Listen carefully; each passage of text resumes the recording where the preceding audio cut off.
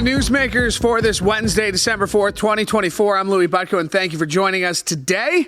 Well, yesterday, Ontario's Auditor General, Shelley Spence, released her first annual report at Queen's Park. She took a deep dive into a range of government actions and programmings in the year that was. And here to discuss is our Queen's Park producer, Randy Rath. And Randy, let's just start there with the Auditor General report. First of all, who's the Auditor General? What is her role? And what's the deal with this report? Well, basically what the Auditor General does is they look at government spending and they decide if money was spent appropriately, if it does what people wanted it to do. And Shelley Spence, we didn't know what to expect because it was her first kick at the can. She only got hired last, I think it was in the spring, but she did a spectacular job. This thing is just filled with scandal, from Ontario Place to safe injection sites to you name it, and there's something bad going on in the government, and there's just this lack of oversight over pretty much everything that Shelley looked at. The government ad spendings, we'll get into that, something that Doug Ford, candidate, was very critical of back in the day, but seems to have no problem with now. Like you said, this was her first one. They spent more on advertising than any government ever has, and by a substantial amount, like 3 times what they spent last year. And what's that's indicative of is an election's coming.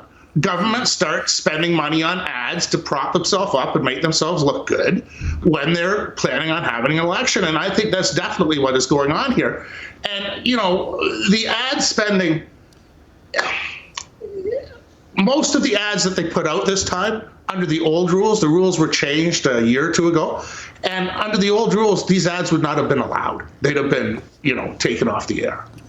Yeah, and you mentioned $103.5 million for the year ending March 31st. So that was before, right? Now we've seen all these ads that, oh, hey, what if I told you you already live here? We got those ones running, which when I was in BC, the ending has changed, but they are running in British Columbia because they say, and what if we told you that province is Ontario? So it is interesting to see them spend so much. There's those U.S. ads that they have running now this week as well. Back to the Auditor General report, though. We knew it was going to be an issue, that being Ontario Place. Pretty damning. Also pretty damning that King of Surma wasn't anywhere to be found yesterday to discuss this. Well, I'm going to cut King of Surma some slack. Apparently she's sick, and if you're sick, you shouldn't go to work. But that being said, the Ontario Place stuff is a complete fiasco. The government, this report revealed that they're spending $1.8 billion more than they had planned on. It was first spun to us that the Therme, the European spa company, but first off, why do we need a spa? Louie, are you ever going to go to the spa? I'm never going to the spa. I might go. Oh, thank God we got a spa coming, nobody says that. But so anyhow, they spent $1.8 billion more. They're going to spend $1.8 billion more than they said they were going to spend.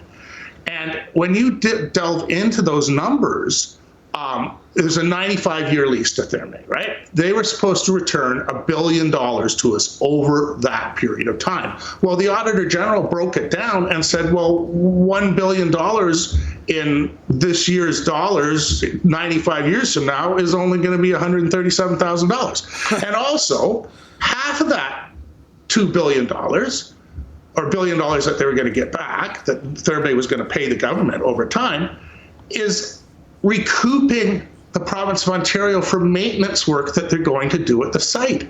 So it cuts in half the amount of money that they're going to get. So I don't understand the rationale for building a spa. I really don't. I never have. I don't know what is motivating them.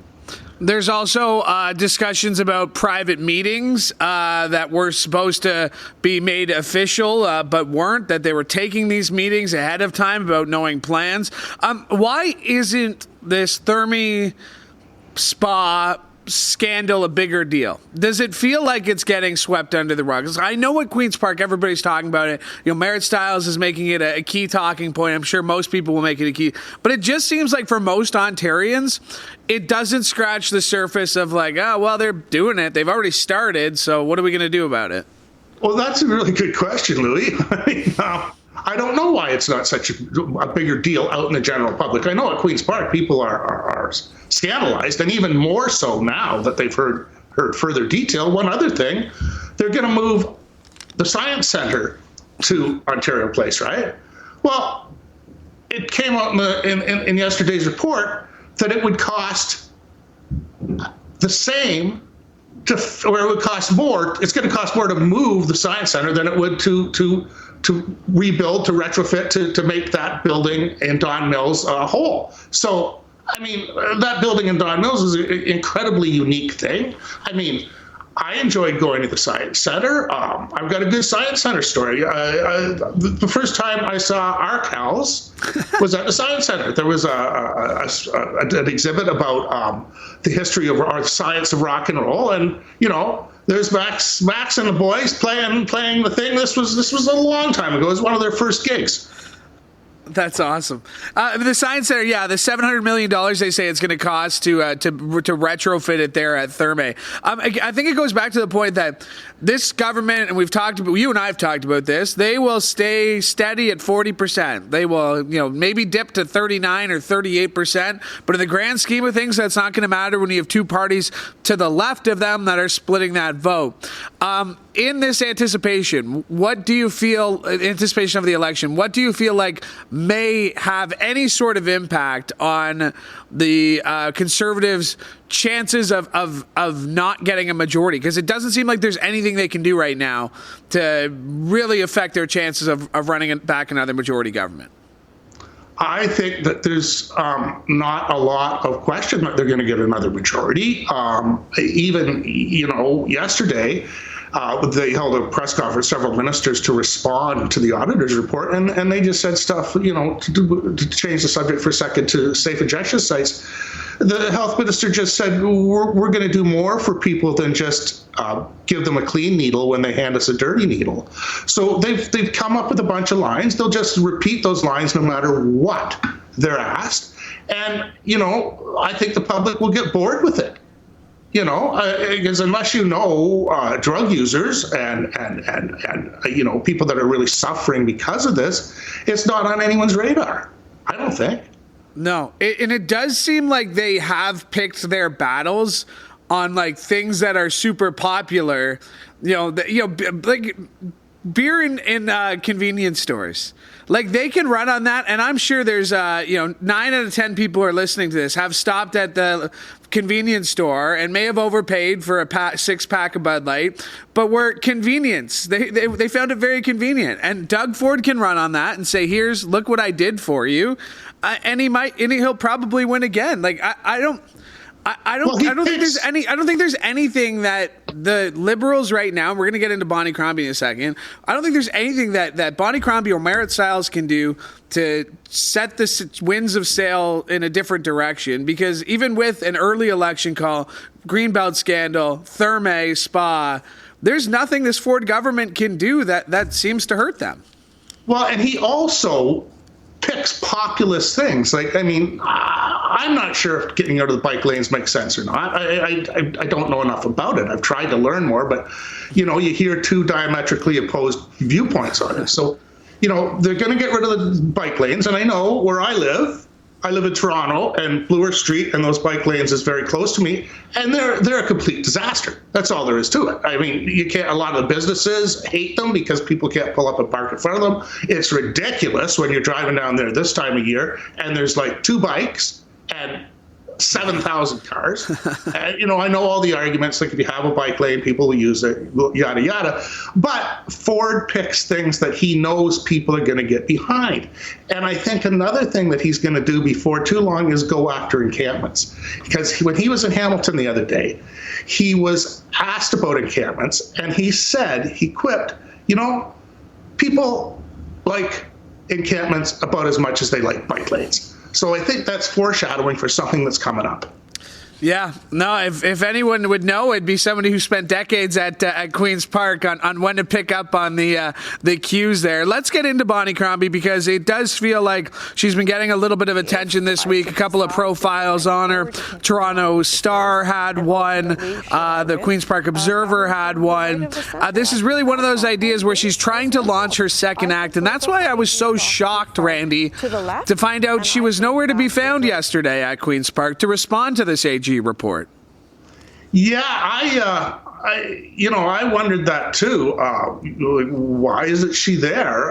It turns out she wasn't there because she was prepping for the Liberals' annual fundraiser. They raised $1.6 million last night, and in that fundraiser, she spoke and she moved to the center. She lashed out at Justin Trudeau. You remember, what was it, last week in Nova Scotia, there was an election where the Liberals had held 2 straight majorities and they were just trounced by the Tories. The Tories ran against Justin Trudeau. So Bonnie is trying desperately. She said in her speech last night that she doesn't support the carbon tax. And I've never heard her say that before, but she was adamant. I don't want the carbon tax. It's the wrong thing to do. It's the wrong time. Let's get rid of the thing. So, I mean, she's trying to get public support to become more popular, but I don't know if she's got enough time left. She seems to be flailing about. And that piece that Rob Ferguson wrote in the Star the other day, that was anything but complimentary. I mean, you had Bonnie saying that she wasn't prepared for how difficult being the leader is going to be. I mean, you never hear a leader say that. Like, I'm overwhelmed by the job, essentially, is what she was saying. And, that's not smart politics to be saying that publicly. Yeah, and I really liked some of the candidates that were running in that. Nate Erskine-Smith, I thought, would have done a great job. Not that I'm saying Bonnie isn't doing a job. She is doing it. But it just seems like it's a missed opportunity. Like you said, she's running at a time. We've gotten these hints that there's going to be election in spring. Her name recognition is going to be what it is as mayor of Mississauga. But again, some of these pieces, like you said, they're not complimentary. She's in over her head, it feels like. She's not good in scrums. Now, I think Rob Ferguson put out the point that, like, Mississauga never had, CHCH going to them every day being like, hey, we need your answer on this, or the spec, or things like this. It just seems like she's a fish out of the water. And if you were giving the Liberals any advice, what would you tell them right now? What would you say to a party that's still not in official status, that it doesn't have the name recognition, that's running against the idea of the federal Liberals as well, that name attachment? What advice would you have for the Liberal Party in their caucus room right now? I would tell them to attack the NDP as much as they possibly can, try to eat away NDP seats, because they're not going to pick up any Tory seats that I can see.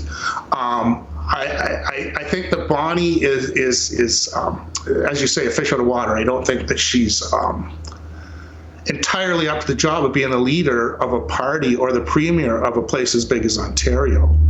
And, I don't think, and I thought this from observing Bonnie, and I don't mean to be mean saying it, but I don't think that she has it. And it is an intangible thing that you can see in political leaders. And when you've been around the game as long as I have, you can see it. Yeah. And I don't see it in Bonnie. I see Bonnie struggling to answer questions. Bonnie doesn't seem to be incredibly self-assured. And that being said, I don't know what the NDP can do to garner more seats anyhow, because, they have split the left. And it's a problem for both the Liberals and the NDP. When you're only getting, half, a third, 2/3, whatever of the vote for people that want to vote left, you're not going to beat the Tories. And the Tories successfully did that, pitting the NDP and the Liberals together, and maintained power for 43 years before the 1980s. So, I don't think Doug will run for another election. I can't see him running another one after that. I can see him maybe making a federal move. But, it looks to me like the Tories could continue winning for a very long time. Do you think any truth to the rumors? You think Ford would jump in immediately if something were to happen to Poilievre? There's that India scandal. There's that national security clearance stuff. Would you buy into that Doug Ford would be willing to make a quick jump into federal politics if something were to happen to Poilievre? Is he the next in line behind Poilievre, whether it's after this election, next election? Do you just find... I don't think so at this point. I think that Doug is truly committed to trying to stop Trump's tariffs. And I think that he's really worried about the economy of the province. And, I genuinely think that he's an Ontario First kind of guy. I wouldn't rule out that he wouldn't run at some point. But I don't think that the upcoming election is going to be it. I can't see him bailing on the Ontario Progressive Service. I believe there's, one more week of sitting in the Ontario legislature, a few more days of questions, right? So what are you looking for heading into this 2025, right? This is, we've seen, Sylvia Jones has been out and about. We've seen cabinet ministers out and about making announcements. They're passing bills. Things are getting through closure. What do you expect to see the next week or so before they break for Christmas? And what do you think the message is for MPPs over Christmas? Those ones who are going to their Santa Claus parades, who are holding New Year's levees. What do you think? What do you expect to see? Well, I expect a very busy week next week with a bunch of bills being introduced. Those bills won't be passed until they come back. I think it's in February, like February 19th they come back, something like that. And I think they'll come back. They'll pass the bills that they've introduced next week. They'll probably introduce and pass a couple more bills. And then they're going to have a budget, an early budget in March, and then they're going to call an election and run on the budget, just like they did last time. I'm pretty much positive that that's what's going to happen. But as far as messaging from the Tories to people in at the Santa Claus parade or a Christmas party sort of thing, I think that the Tories are going to say we have done a pretty good job overall. And in a way, the auditor said their fiscal stuff is pretty sound. They've got some glaring errors, but the province is doing okay economically. A lot of people disagree with that, but the Moody's just upgraded our credit rating this morning. So the provinces are doing that bad, and I think that the opposition parties will do what they've always done, and that's go out and say how horrible and terrible it is, and that is self-defeating in a way too, because you look at Bonnie and you look at Merritt, and they're always saying something negative, and people don't want to hear it, particularly over Christmas. Like my advice to them also, to the opposition parties, is try to have a more positive message. Bonnie's been trying that, talking about getting more doctors and whatever, but everything she's saying is the same thing that Ford is saying, essentially. Yeah, I mean, in one way, it seems like it's going to be an exciting few months if there's going to be elections on hand. But at another point, it just seems like a foregone conclusion on what we're going to be voting for. So I'm not sure how exciting this upcoming election, if it's called, is actually going to be. Well, I'll find it exciting. Well, every election you find exciting. Come on, Randy. Randy Rath, appreciate you making the time, my friend. Thank you. Okay, no problem. It's good talking to you, Louie. Absolutely. My thanks to Randy Rath, our Queen's Park producer, for joining us. Always love checking in on what's going on at the Pink Palace with our friend Randy Rath. And hey, while you're here, make sure you like and subscribe to CHCH Podcast so you never miss an episode of this show or any of the other great shows we have for you, including the Trending Now podcast, which you can catch every Friday here on CHCH Podcast. Hosted by yours truly. You can also catch Sportsline with Bubba O'Neill. Wherever you found this show, that's where you can find that show as well. I want to thank Laura Brody for directing today's episode. And one more time, thank you for tuning in from all of us here at CHCH. I'm Louie Butko. Have a great day.